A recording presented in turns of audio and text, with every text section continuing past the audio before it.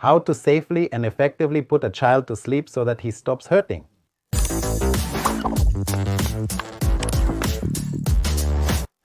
Finally, summer has come. Hot, good weather has arrived.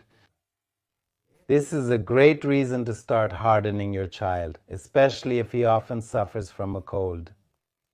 My subscribers know that one of the main causes of colds is stress, which is a self-defense reaction in response to overcooling. That is, if a child has severely overcooled, if he has frozen, or he is scared of some situation related to overcooling. For example, he got his feet wet and his parents convince him, constantly hammering into his head, that you got your feet wet and now you will get sick. In general, either from overcooling itself or from fear from the consequences that will be associated with overcooling, adrenaline is produced, a hormone that makes us take our legs and run away from a stressful situation. But the side effect of this adrenaline is a spasm of the respiratory tract vessels and the shutdown of mucus formation on our mucous membranes of the respiratory tract, which performs a direct protective function and is the main component of our local immunity. So for some time, mucus stops forming. And if a microbe or virus, bacteria on the mucous membrane of our respiratory tract gets in at this moment, then we get sick with a cold.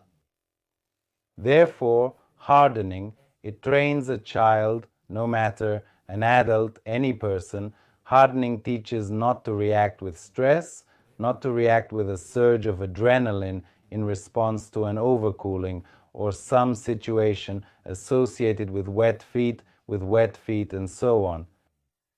To start with, I will tell you about the principles of safe hardening. I usually prescribe hardening associated with water procedures, so the principles will also include the principles of using water. And the first and most important principle is the gradual lowering of the water temperature that we will use to harden the child. The first time we use water, we will make it slightly less warm than the child usually bathes. And every day we will gradually, very slowly, almost imperceptibly lower the water temperature until we reach the temperature at which we will directly harden the child. The second principle is the duration of exposure. It should be from 5 to 10 seconds. That is, it's not a continuous duration of exposure, it's specifically a short duration of exposure, which in principle will not overwhelm the child and will be safe for him. I recommend starting with 4 to 5 seconds and gradually adding 1 second each week until we reach 10 seconds. That is, the final time that we will be immersing the child will be 10 seconds. The next principle, these are daily procedures. It's important to do the procedures every day so that the child develops a habit. A habit typically forms in children, in any person, over a period of 30 to 40 days. If we do something every day, a habit forms. Why is it important for a habit to form? So that the child begins to derive pleasure from these procedures. The same applies to adults. If you are going to do this procedure of hardening yourself, it's very beneficial, it's very good to start in the morning. We will talk about this a little later with you. So for a child to develop a good relationship with this procedure, it needs to be done every day, at least for 30 to 40 days. And ideally, this hardening procedure should be left in the child's life for many, many years. And when he becomes aware, he will already be used to it, and he will actually experience such pleasure that he will not be able to refuse it anymore. And it will bring him health, bring energy, and other good moments. The next principle is to talk to the child during the procedure, that cold water brings health to your baby's life. That is, we tell him during the bathing of the child with cold water, we tell him that cold water brings us health and makes us healthy. This is important for the child to also form the belief that this procedure is beneficial and that it is indeed necessary for the child. The next principle of safe hardening is a competent reaction to situations. For example, when a child has not slept and he does not want to perform the hardening procedure that day. That is, he starts to be capricious, saying that I won't, I don't want to. And it's very important not to exclude the hardening procedure that day, to do it, but just make the water a little warmer than usual. Not warm, not hot, but warmer than usual. And we explain to the child, my dear, today we will do this procedure, but we will just make the water a little bit warmer. And we still go through it so that the child still forms this habit. You can't miss a single day. Only in this case, the child will gradually start to enjoy this procedure and really get the benefit that is necessary to get. The time of the procedure, this is one of the principles of safe hardening, it's morning time. The child woke up, brushed his teeth, and after that we put him in the bathtub and turn on the cool water. And then we continue with the hardening directly according to the safe principles of effective and beneficial hardening. The next principle is to dry the child thoroughly after sprinkling him with cool water. That is, we wipe the body with a dry towel, we dry the head with a hairdryer. Many parents are afraid to wash their child's head in the morning because they need to go somewhere out on the street, to the kindergarten or somewhere else. So in such a case, if you don't want to dry your hair with a hairdryer, I recommend using a swimming cap. Why is it beneficial to engage in watering in the morning? Because in the morning it awakens the body and makes it function better. It brings a certain charge of energy.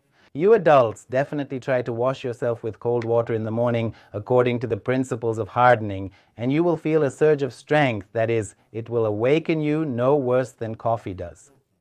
You will do everything faster in the morning because you will have a surge of cheerfulness and a surge of strength to do all your tasks that you need to do this day. Therefore, I recommend trying it.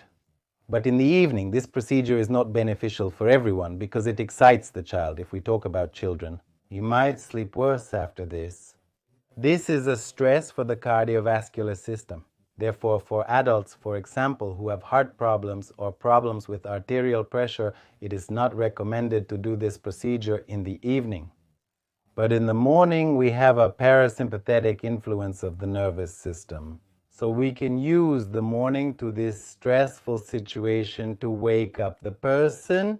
And considering that the parasympathetic, on the contrary, slightly slows down the action of the cardiovascular system, then this awakening, this adrenaline rush that we will experience in the morning will essentially be safe for health. And even with a heart condition, these procedures are essentially allowed by cardiologists in the morning. Of course, not with some stressful ice water, but just with slightly cool water. It is even considered that it trains the vessels, so adults should definitely try it and engage in hardening. We have studied the principles of safe hardening of a child with you, and now we are ready to move directly to the methodology itself. I divide the entire hardening procedure before the transition to, let's say, the methodology that can be left on a permanent basis into 6 stages. 6 time intervals, each of which equals 1 week. In the first stage, we wipe the child's feet with a cloth soaked in cool water. That is, the child woke up, washed, brushed his teeth. We moisten the cloth with cool water and wipe the child's feet. We do this for the first week. In the second week, we start to directly rinse the child's feet with slightly cool water from the shower. Remember the principles of gradually lowering the water temperature. In the third week, the third stage, we already rise to the waist. In the fourth week, we rise to the stomach. In the fifth week, we already rise to the chest. And in the sixth, the final week, we already bathe the baby by fully washing him with cool water. Remember the principles of safe hardening. That is, the time of the procedure should not be more than 10 seconds, and we gradually increase it from 4, 5, 6, and so on. Remember this, it's crucial. Accordingly, when we have already reached the point where we wash the child completely and fully, and at this stage we, so to speak, already switch to constant use of hardening. If you like this, and I'm sure that your child and you will like it if you start doing this, If you don't want to dry your child's hair, remember you can use a swimming cap. Now you know about the method of hardening, about the principles of safe use. I recommend you unconditionally, if, of course, the child is not currently suffering from any cold condition, to start practicing safe hardening immediately from tomorrow. If you have any questions, write them in the comments. I try to respond to almost all comments. If you are not yet subscribed to my channel and your child is often sick and you are tired of the constant snot of the child, constant coughing from otitis, adenoiditis, be sure to subscribe. I wish you a good day, strong health. See you. Bye.